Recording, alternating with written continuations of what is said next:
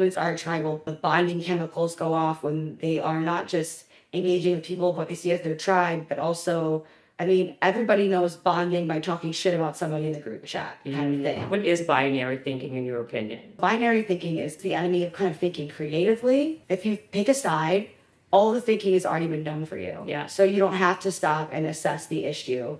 And that's easier.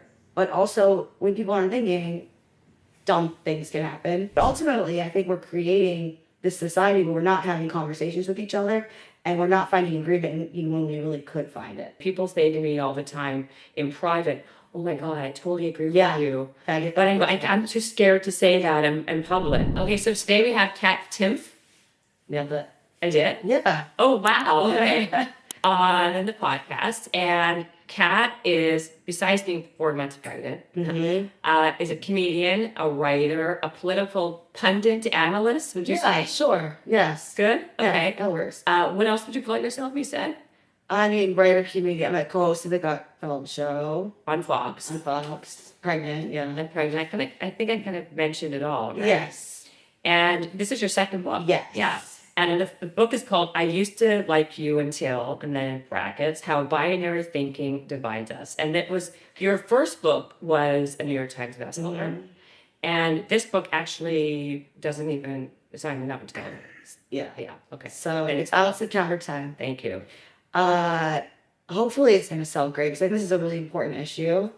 I think that now we will let a single difference in terms of viewpoint or association even, or perception about a person, be enough to write off a person entirely. I think that tells us everything we need to know about a person. Well, let's start from the beginning. First of all, okay, so it's about binary thinking. Let's just first talk about what is binary thinking in your opinion. It's basically, I mean, just so everyone's kind of clear on what this is about. And yeah. Because binary can mean lots of different things right now. Yeah, I would just say us versus them, one side or the other. I go through this a lot because I'm independent politically, but I also work at Fox, so I get it from both sides. How do you work at Fox? And then also have this ideology. It's very interesting. Yeah, so I'm independent, so it depends on the issue. Overall, I'm just for small government, but that can put me at odds with or in agreement with both of the parties sometimes, depending on what the issue is. So I'm in this position where I will get sort of criticized is a nice way, or really horrific things said to me. Sometimes by viewers of Fox, because if I criticize Trump, or if I'm not conservative on an issue. But then there's people on the other side, some that won't even talk to me at all because I work at Fox. They're like, well, that tells me everything I need to know about you. And it's really frustrating because neither of those things really describe me, right? And I think that a lot of issues are complex and people are always complex and nuanced. And I think that we lose a lot when we keep just writing people off because of one thing about them and we think that we know everything about people based on one thing. Yeah, well, that's welcome to the world we live in today, right? Like, I don't feel like it was ever like this to the extent, and it's just, I feel getting worse. And, yeah. Right? And social media has been like the biggest culprit for this. And so, it's funny because even when I was telling you earlier, I posted something today that was political, which I never really do because A, I'm scared. Yeah. Right? And B, because like every time I speak out and say something, I get like just trolled. And the whole hate culture or the cancel culture of like even if people don't agree with it, even if you have a different opinion, people are even scared to even talk about it. So they just either go with what's popular or like PC, or they just stay silent. And to me, there's nowhere to go from there. Yeah, I read about that in the book actually too. There's actually huge gaps. Studies show this is their opinion and what people believe and then what they say that they believe because they think that's what they need to say. And then also I think that if you are someone who's on one of the two sides, so let's say you have a career as a Republican or you're talking at your talks, you're liberal and you have this audience and you know that your audience is going to get upset with you if you really say something kind of against your side or that you like something that the other side did. And some people won't do that. And I think that, I understand how it can be tough to actually, because you're doing social media, to have to see all that hate. But at the end of the day, people kind of get over it. Eventually, they move on. I have people, I get criticized by some people. It can feel like a lot, but then also the viewers of Fox come out to my shows, right? I do a lot of live shows. They come out, so it's not like it's everybody that's watching that's yelling at me. But in the moment, it can feel like everybody's yelling at you. Everybody hates you, and people kind of want to try to avoid that. But ultimately, I think we're creating this society where we're not having conversations with each other, and we're not finding agreement even when we really could find it. Right. I think because we're all more alike than we're not. But yet at the same time, I think there is, because I think people are afraid of cancel culture. And so that's why people are not having, that was the beginning, because we saw what happened, years ago when it started. And it's people, because of that, are very, very shell shocked. Like when I do this show, or this podcast, or even in like life, right? Or in social media, I say all sorts of things, and people say to me all the time in private, "Oh my God, I totally agree with you." But I'm too scared to say that in public, right? Yeah. You get that all the time. I get that all the time.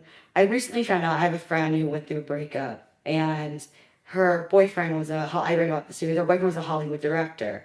And you know how when friends go through breakups, you always find out things that they didn't tell you. Well, they didn't of course. Yeah. So she actually told me that he wouldn't send her pictures that he had taken of the two of us because he was worried that she would post the pictures and people would see that his girlfriend was with me, which would then affect his career.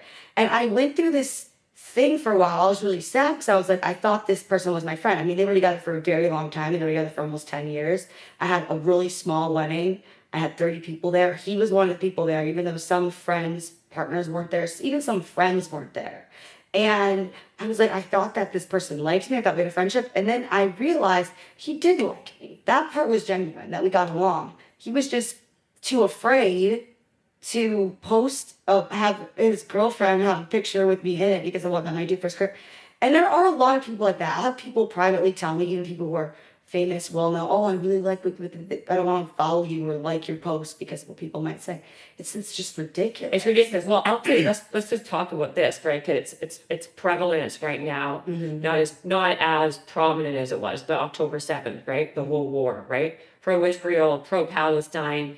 I'm going to tell you right now, I'm pro-Israel, right? And I'm very hardcore about it. Now, however, not being binary here, I do see those shades of gray with a lot of things that are happening. However, when I'm up there on my platform talking about it, that's exactly what would happen. People are afraid to post about me, the same with your friend with the boyfriend, because they're nervous that that's going to have a ripple effect to what that's going to mean about other things. And the other side is that people who do believe in what you're saying, they double down on you, right? So it's a very interesting how people's psychology work in this way, and how you're not allowed to have an opinion and yet still be able to see other pieces of the opinion, because you're unable to like me and disagree with me at the same time. That is basically my point. Yeah. In public. And for me, my life is very much like that. I mean, I have people who are on all sides of pretty much every issue. And they're all very valuable relationships to me in some way or another. I can't imagine going through life without some of these relationships, even though there might be very strong disagreements on various political issues, be they, about the election, or if they are about foreign policy or things like that. I can go on all sides of every issue, but we'll have other things in common that we can kind of unite around. And I feel like my life is richer because of that. And I think it's really sad that a lot of people can't kind of do that themselves. So what's brought you to like write this book? Like in terms of you were a comedian, you write. I even saw that you used to be a writer for Barstools. Yeah. I did a lot of really fun Man on the Street videos for Barstools. That's so fun. Yeah. I know. She's been on the show a bunch. I'm friends with Erica. Yeah, well, yeah. She's amazing. Mm-hmm. She's no longer there. Right. But I thought that was really funny. So right away though, that tells me something. When I saw that was part of your bio, you kind of get keyed into, okay, this person's in my opinion, she's cool. She's not so, she's not so conservative in some way. She can be fun. You know what I mean? People do get that kind of vibe based on what your background is. Sure. Everyone's background is, and then they can make a decision. But anyway, my point is go ahead. I didn't mean to interrupt you, but No, I mean, I got the idea for this book when I was after I wrote the first one, when I was kind of on my way to the tour for the second one. And I just, as I was going along on the tour, I became more and more sure I needed to write this book and started writing this book because I was kind of living it.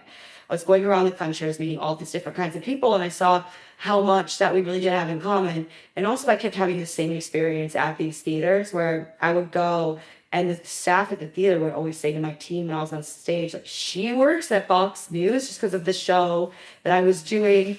And it's like, well, yeah, I do. And I also am this way when I'm on there too. I mean, I'm fully welcome to be myself and say my opinion. And even though it might be different than what other people's is. And I think that we're really losing out on a lot when we let one thing be enough to completely write off the humanity of another person. But I think that we're being manipulated too. I think that the people in power over us, division works great for them because it's really great to say a vote for me is a vote not just against someone you disagree with, but a vote against actual evil. That's really motivating. And I mean, but it's also motivating for people to say, you know, I'm on the good side and the other side's bad. Then you get to be good just because you're not on the bad side. And that can be really hard to give up too. But we're really losing more because we could be working together on so many more things. right. But okay, so because you grew up Roman Catholic, was it? Yeah. Super Catholic. Super Catholic. Yes. So this is a far cry because that was like you grew up very conservative, right? So I grew up very afraid of the devil. Yeah. And now you work for the devil to some people. For some people, yeah. I grew up like actually truly terrified of the devil. I mean, I was raised very, very Catholic. I'm totally agnostic now. I'm just a question mark. I think I would be happier if I were religious because I would love to think that, you know, I'm gonna stage being older and then die. That's kind of a bummer. Right. You know what I mean? Bummer, yeah. But I just it's a huge bummer. But I mean, yeah, I was raised extremely Catholic. So what was your evolution? How did you go from one extreme until where you are now? Yeah, I don't know. I mean, I took it seriously. Like I was doing bread and water fast in the 4th grade for Souls in Purgatory. Oh, wow. I was very serious about it. I think part of it was I was having sex with my high school boyfriend, which was like a pretty normal thing to do. But to me, I was like, I'm going to go to hell because I'm doing this. So why can't I stop doing this? Right. I would confess it to the priest that I was doing it. Like, oh, wow. Yeah. So, I mean, and then eventually I just kind of thought, you know, do I really think that I deserve to go to hell for all of eternity and be in eternal torment because I'm having sex with my boyfriend? And then I realized I don't think that I do. And so that's what kind of, I mean, in general, I think some of the things that, and I also the Catholic Church that you went to is really, that's a mortal sin. Like if you go to confession, then you're good. But if, let's say I went to my boyfriend's house and had sex with my boyfriend and it was on my way to confession, I got hit by a car, then I would go to hell forever. Right? Because I didn't get to confession yet. Yeah. To me, that didn't eventually sit right with me. I was like, I think that I'm actually like not hurting anybody here. Right. And so like, how old were you when you kind of had this like? But I mean, it was like 17, 18. I was Catholic until I was about like 18 or 19. I wonder if it's because I find that when people are so extreme in one area, the pendulum usually does swing to the opposite side. Yeah, it does. And it is actually, I write a whole chapter about religion in my book. I know, yeah. Which, I mean, my mom died 10 years ago, but my mom's family is still very religious. I mean, there is definitely pressure on me. People want me to believe, as I write about in my book, which I'm, you know, terrified for people to read about, but I decided to be open about. That was tough with me and her.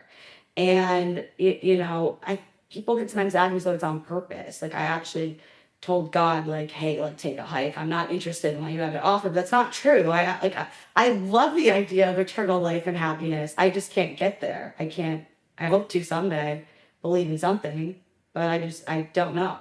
Did your mom, before your mother died, were you able to, like, reconcile your situation with her? Like, I think that the conversations you have after death they only look like that in the movies. Yeah. I think, you know, like she was like, I'm thirsty. Like, yeah. I don't feel good. Like she's dying, you know? But you had a relationship. We had a relationship. Yeah. It wasn't like she was, you were estranged. But it was you know, a lot, and my mom was awesome.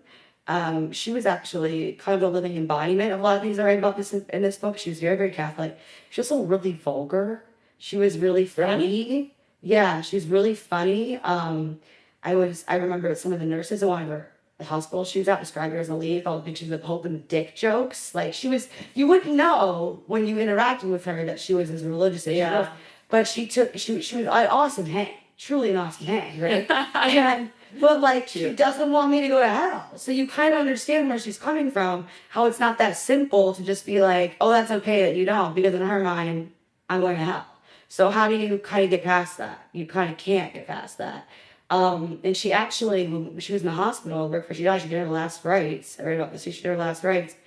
And then she told the priest, like, I'm worried about that. She made me, my brother, my sister, and my dad go to confess, like, made hear our confessions in the hospital. Because she asked him about it. He was like, we don't really do that. And she was like, I see an open office right over there.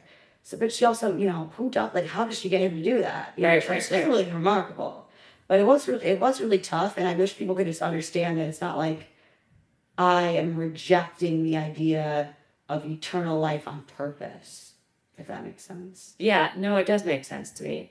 Although all of this is kind of a little bit outside my, other than like experiencing it and like understanding it, I've been in your situation, right? So, but what about like now you're a libertarian? That's how you kind of Yes. Okay, well, how would you describe that? Because everybody I speak to, whenever I ask them what their definition of a libertarian is, it's always different. Yeah. Always. And so I'm even confused. Like if someone says that, I'm like, well, does that mean you're kind of more, are you a Republican? Are you not a Republican? Are you like the opposite? What does it mean to you? I think a lot of people say they're more libertarian than they're not. It just like depends on the issue. Yeah, I think that's what it is, But for right? me, it's not. I mean, it's pretty simple. I say free markets and no judges. That's what it means to me. Free markets and no judges. Yes. So it means small government, but all across the board. But that includes social issues. So I'm different than a lot of Republicans in that sense. I am anti-war, which it depends on the war and the political party sometimes, who that is. I'm just for smaller government. So you don't agree with my stance, basically. Across the board. Well, I think that, do you want to talk about this super, super, super complicated geopolitical dialogue? No, but I'm telling you, but this is what it is about being non-binary, right? I think it's about, so I think in terms of the United States and involvement and, you know, being the world's policeman, I think that we haven't done a very good job of it. I think with all the things, so my husband and I know this, he is a Afghan war veteran, right? And he went over to Afghanistan. And that was a decade's conflict. And what exactly did we get from that? I know, it's true. What exactly did we get? And if you said this, if you were ever to say this, you were a terrorist or a traitor or a terrorist sympathizer. And, you know, I think war makes a lot of money. And it was really hard watching him go through that. Because it's, you know, he lost friends, classmates over there who died over there. And, you know, I think that we have to be able to ask questions about everything. We have to be able to say, this thing doesn't make sense. And we have to be able to listen to each other and not just be like, oh, you said that, therefore you're with the terrorists or you're with this. And it goes also the same way of like with Israel saying you feel for the hostages. I mean, to me, you should feel for innocent. I feel for innocent civilians everywhere, right? Right. But that's you can't even say that anymore. You can't say it. I can say you definitely, because people like to have. I think it makes people feel very comfortable and safe when they have like a sky. Yep. And like so you're fighting with like human nature in that way, right? Like, you know, it makes me feel comforted when I like, you know, that's like kind of like with habits and routines and all the things that I talk about. It's because it gives you a sense of comfort and like predictability. Yeah. Right? It is to do what I write about in this book. It is going against human nature. It absolutely is going against human nature. Yeah. Humans are tribal. Humans get good, you know, the bonding chemicals go off when they are not just engaging with people what they see as their tribe, but also I mean, everybody knows bonding by talking shit about somebody in the group chat kind of thing. That's so true. That's what people do, though. They do. They bond over like misery and joy's company. That's kind of what that comes from. Like people bond over talking shit. Yeah, So true. they do, and I think that it's just happened on such a larger scale. You were talking about. I just wanted to open the window. Yeah. You're sweating. Yeah. I'm pregnant. I don't want to be. Yeah. You were talking about how it basically is going against human nature to think like this and act like that. Yeah, it is going against human nature. Humans are tribal, but when we do engage with people who are different from us, we learn a lot. I mean, if we don't do that, we are so binary thinking is basically the enemy of critical thinking. And I say this in the book, and that's because if you pick a side, all the thinking has already been done for you. Yeah. So you don't have to stop and assess the issue, and that's easier.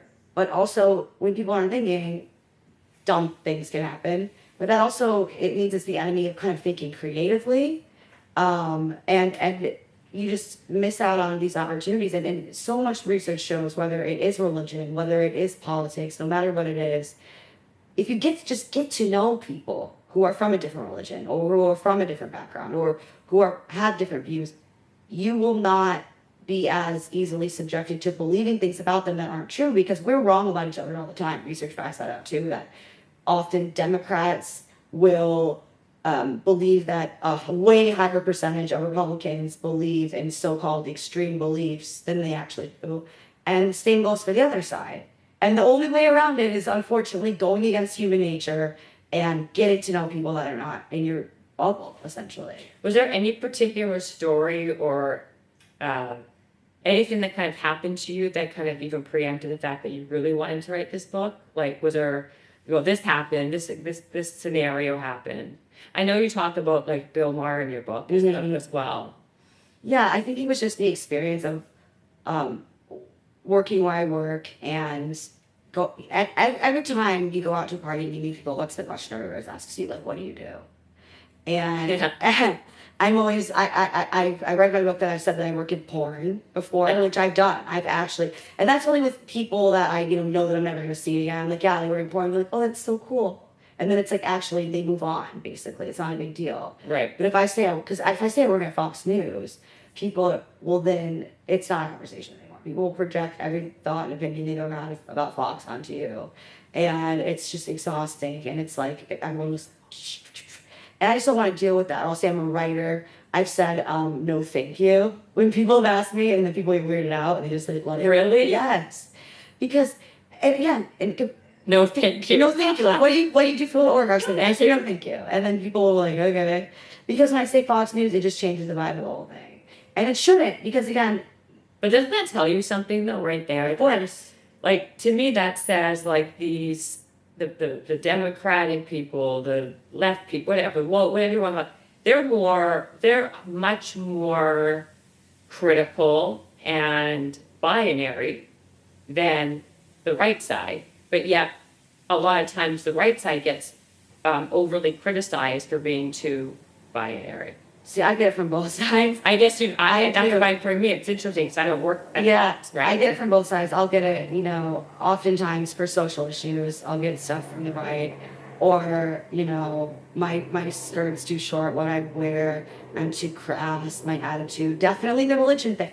Definitely the religion thing. Well, since time, by the way, religion and politics are the two things that you should never talk about. Yeah, and I do. I write all about it. Yeah. That's what I do for a living, talk about politics. So I definitely get it from both sides. I'd say the difference is, and I don't know if that's just simply because of where I work, but I find that more people on the right are at least willing to speak with me.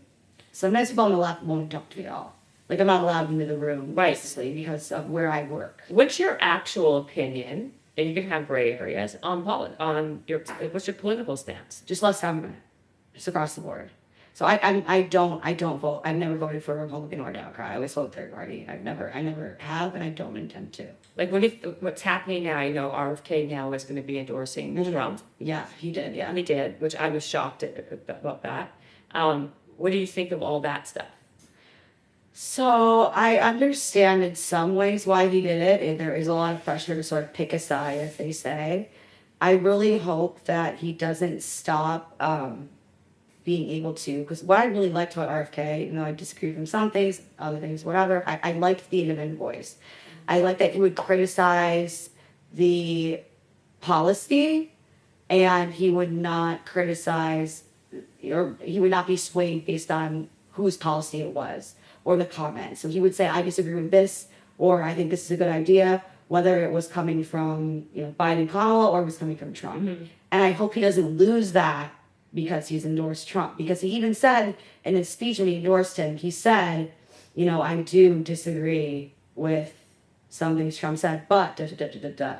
So I hope he doesn't lose that, because I think those voices are really rare and really kind of precious with the way things are now. Yeah, I mean, listen, I've gone to hear him speak. A bunch of my different friends had him for fundraising and stuff like that.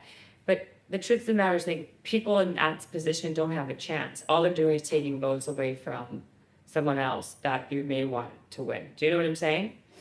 You see, I understand that, but I don't have, people say that to me all the time, but I don't, like, my vote belongs to me, and people will say, well, you just have to get over it and pick a side. And I don't fit in on either side. So who are you going to vote for now? Probably the Libertarian candidate. Yeah, just whoever that may be. And so for me, it's not so much that I'm voting for the Libertarian candidate themselves, because the Libertarian Party can be pretty embarrassing a lot. I'm voting for a system where it doesn't matter so much who wins. I mean, I think we put so much emphasis on which people are in power and not enough emphasis on the amount of power that those people have. Yeah, that's actually very true. Yeah. What do you think of Kamala? Like, what's there to think of her? Like, she hasn't said anything. Like, nothing. You're preaching to the converted. I mean, she's truly been on every side of most issues, so I don't know what side she is on of them now. You know that right now, she also said that she was going to be putting hundreds of millions of dollars to the wall that that Donald Trump started, right? After constant criticism of how that wall was such a divide.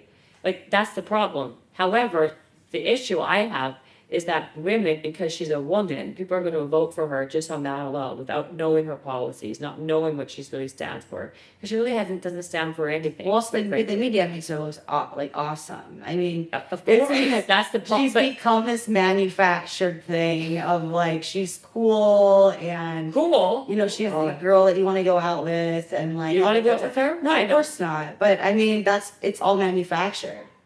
Yeah, but see, that's the problem also, right? So people are getting swayed more to one side or the other, depending on what media they're following. Mm-hmm. So media is a really big problem because it's all a lot of it is not true. It's not authentic. I work at Fox. Yeah. I work at Fox, and it's interesting to me when I actually just directly address it. I write a lot about Fox News kind of as a lightning rod in the book, and it's really interesting to me when people are like, how could you work there, and Fox is this and you serve it? It's like, well, yeah, it is, but you're acting like there's no media with a liberal slant.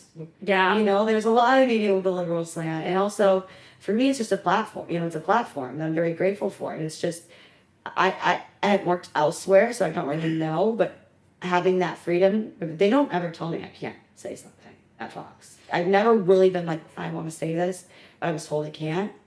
So I'm very grateful for that. How did you get the job at Fox? Like, what was the process? Like, what did you do? What was your, your professional evolution? Yeah, I was a writer, and I've just been doing guest appearances on Fox, and I eventually got on Red Eye, which was the Greg's 3 a.m. show before he had the new show. It was I don't know. It was a show called Red Eye, aired at 3 a.m. I used to actually watch it back when I lived in LA. I was working as a waitress and working at Boston Market.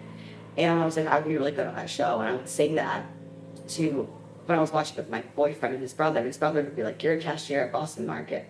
So I showed him, right? But that's a great story. Yeah. So you were working at Boston. See, this is a clip, by the way. So you were working at Boston Market as a cashier. How many years ago? gosh, it's been I always know based on how old my cat is, so it's been 14 years. Really? Yeah, it's been a cat that I had all the time. Yeah. So 14 years ago, you were working in Boston Market. You're watching the show. Yeah. At 3 a.m. on Fox. So it's on midnight in LA, right? Right. Mm-hmm. And you were like, hey, you know, I'd be really good on this show. Yeah. Okay. Yeah, and I always wanted to, work with Greg, and I started getting guest appearances on Fox just because of my writings and the street videos I was doing. And I finally got on Red Eye, and I was so nervous, but I just kind of pretended I wasn't. And Greg and I hit it off. We had really great, on-air chemistry, and so he kept asking me to come back. The most you can get asked back as a guest on Red Eye is like every 2 weeks.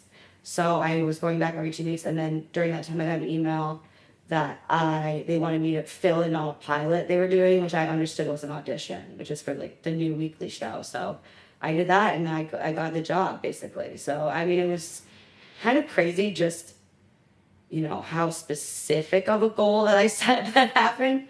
Really crazy. Wow, that is so crazy. Yeah. I didn't think, to be honest, it's crazy that at 21 years old you were watching that show. Yeah, well, Rye was like a raunchy, kind of weird, I don't know how else to describe it, show. Was it a popular show? It was on at 3 a.m, but it had like a cult following. I was gonna say, like, what kind Myself included. what kind of numbers was the show getting? I have no idea, but I think it was a lot of food service employees. Like, Yeah. watching it. That is amazing. Yeah. And so you've been at Fox for this whole time? I've been at Fox for nine years now. So just kind of different ways, in different positions, basically, different shows. I've always been on Greg's show. We were just a weekly show at first, and then now we're on every night. And I do obviously other shows there as well.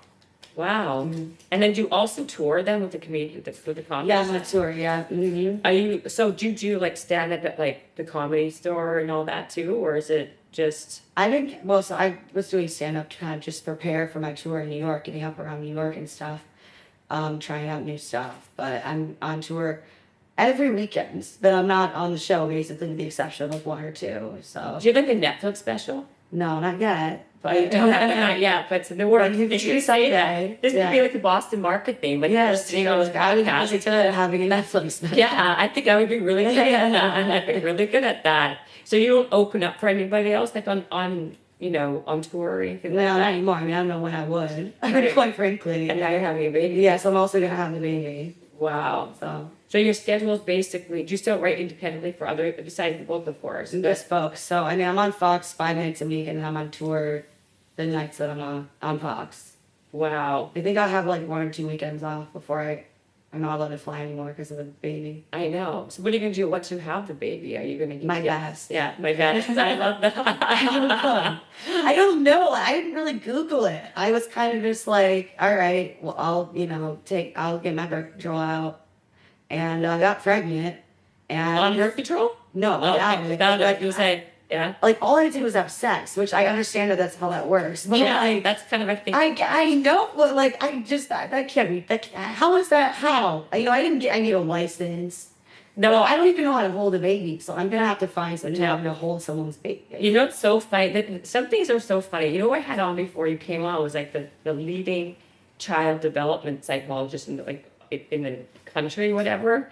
And we actually were talking about that before, how like there's no like license to have a baby, and like people who are like completely incompetent, not to say you are incompetent or some are competent, have a baby, and people just have to figure it out as they go, and that's figure it out. Like, I think you're gonna figure it out.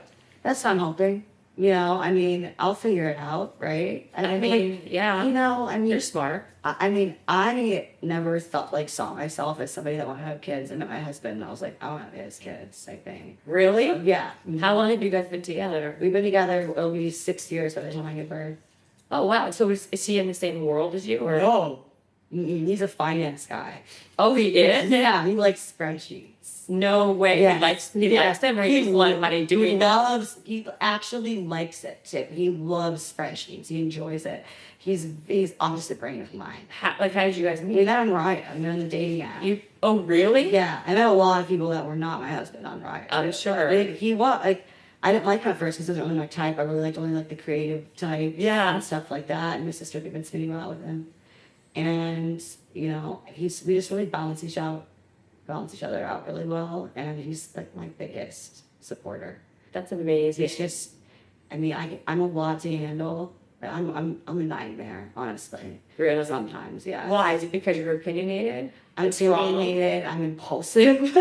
Sounds I'm familiar. also pregnant, so I'm unmedicated. I have ADHD, and I've been on stimulants my entire life, except for right now. Like, I started Ritalin when I was 5, and now I'm on stimulants, and it's been a real struggle. Oh, wow. Yeah. So this is the first time you've never been on any. So Yeah, other than the times when I was like hospitalized, like, yeah.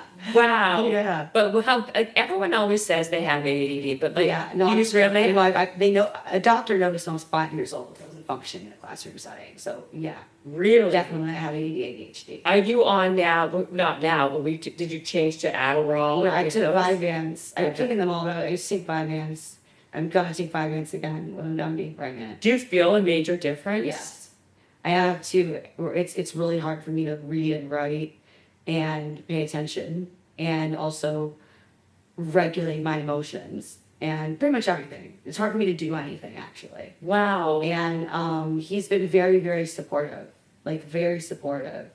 And I'm very self-aware, which I think helps. Or he'll, a common scene will be along the lines of like, he'll be like, hey babe, like, can you like, maybe work on like picking this up a little bit? Like, if you want me to move out, I will. And I'm like, okay, sorry, And you're pregnant, so the Yes. emotions and hormones are like through the roof. Yes. So sitting here doing this, is it really hard for you?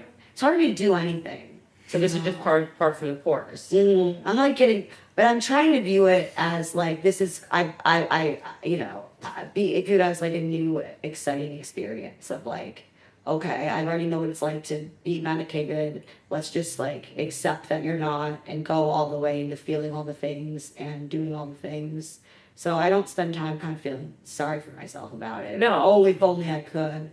Kind of just lean all the way into it. I remember when I was pregnant, I drank a cup of coffee. You're allowed to drink coffee. I'm drinking coffee. You are drinking coffee. Yeah, but I can't. I love nicotine. Obviously, not doing that. Right. Maybe it's not obvious. I'm not doing that. Were you like a big smoker? I was a smoker. Well, not really. I smoked when I drank in college, although I did drink a lot in college, as I think a lot of people did. Yeah.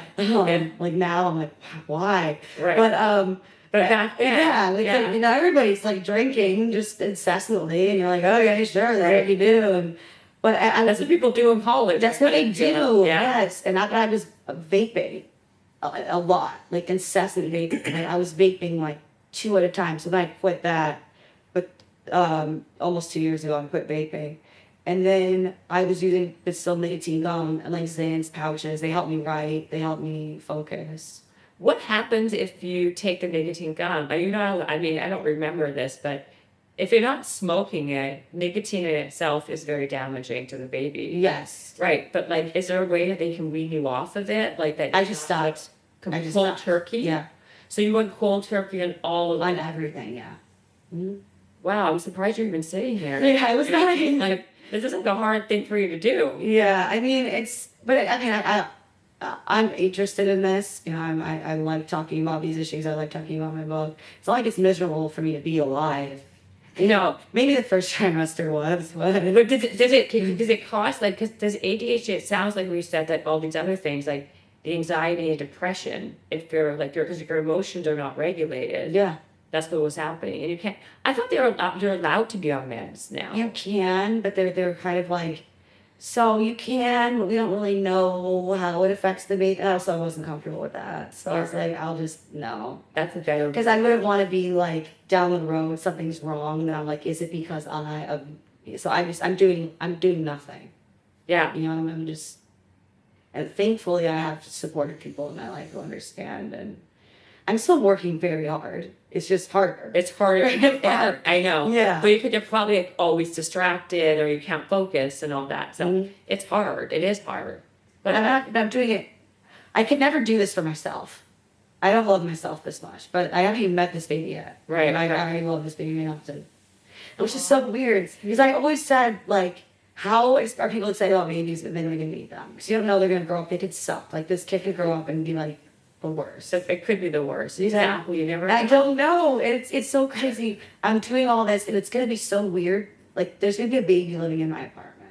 I know. Isn't that weird? It's so weird. It's gonna be like needing me to stay alive, and then it's gonna start to talk. I mean, if all goes well, and then it's gonna tell me no. It's gonna tell me no, and I'm gonna be like, listen, I didn't chew any nicotine gum for you, Or take meds. so that you can have the best shot. And you're gonna tell me no? Trust me, it's a thankless job that you have to figure out pretty quickly. Yeah. Do you know if it's a boy or a girl? I'm not. My doctor does. I don't want to find out. Oh, you don't want to find out? Yeah.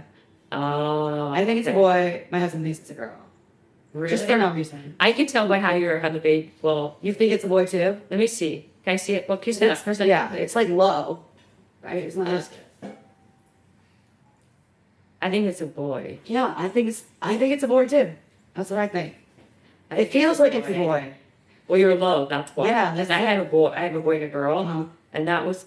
I remember with me, it was like low, like that. Yeah. I feel like it's a boy. It just feels like it's a boy. But you're nauseous, so that means it might be a girl because girls make you really nauseous. Right. And also, my skin is a disaster, which they say that's a girl That's too. a girl too. So I just had like everything. So I know. Maybe it's twins. I mean, Yeah, it's not. a girl. It's not. But I mean, yeah, I just kind of want to be surprised. Well, that's how my mom did it. Yeah. And I kind of want to do as many things like how the way she did it.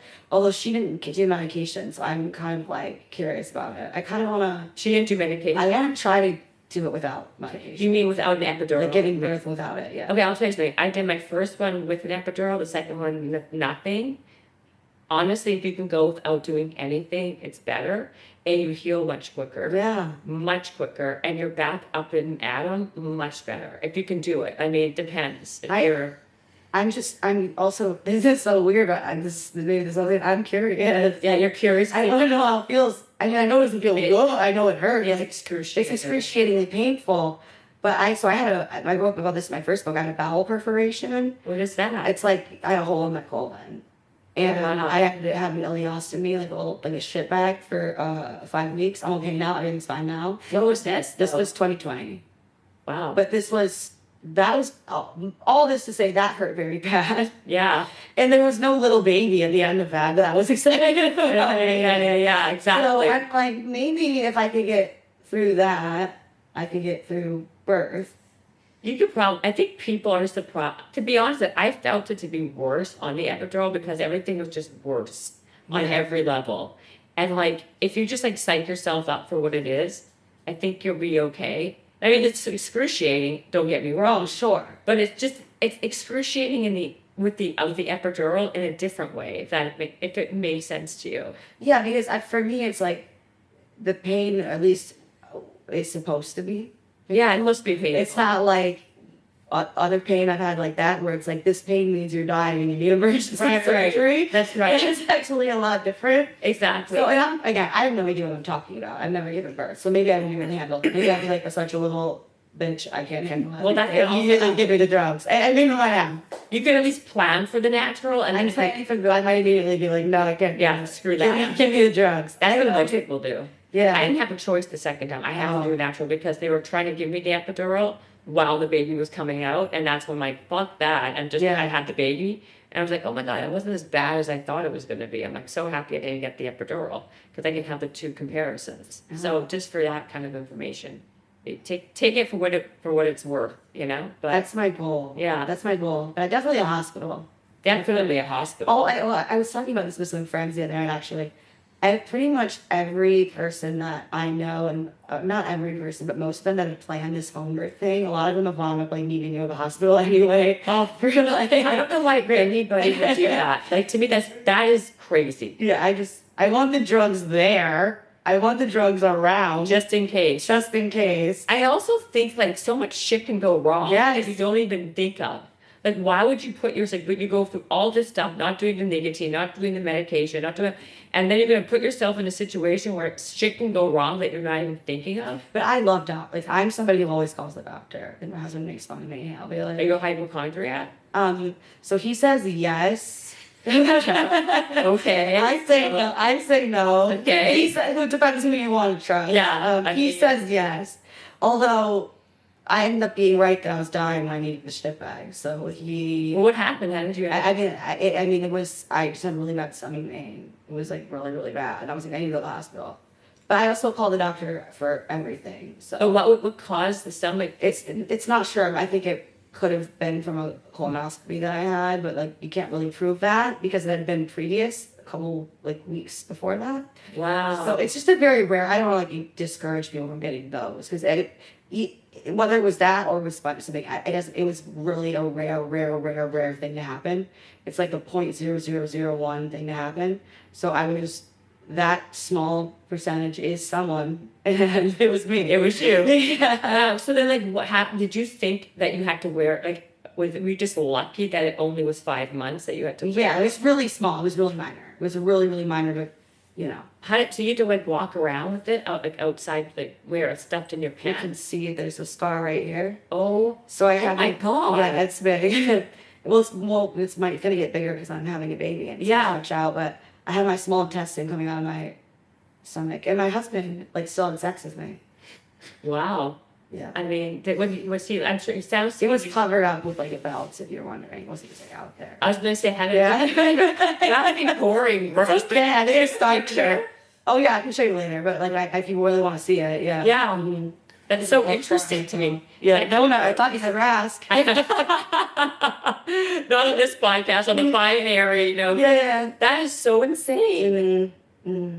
Wow. Yeah. Well, okay, so congratulations again. I know that the ADD is probably and hot. God bless you for sitting here for how long has it been? 40 minutes or so? 45 minutes? Yeah. Okay, I will let you wrap it up. But listen, okay, everyone, the book is called I Used to Like You Until and How Binary Thinking Divides Us by Kat Timpf, who's pregnant and who's great. And you guys should go grab her book because it's good. And you guys should just read it. That's it. And anything else? Where else can people find you? Everything. Besides Fox. Everything. We know that. We know Fox. There's realcattimp.com. Everything. Book, tour, everything. The real. Mine's the real Jen Cohen. It's the same thing. It's hilarious. Thank you so much for coming on the podcast, even in your discomfort. Thanks for having me. Absolutely. Bye.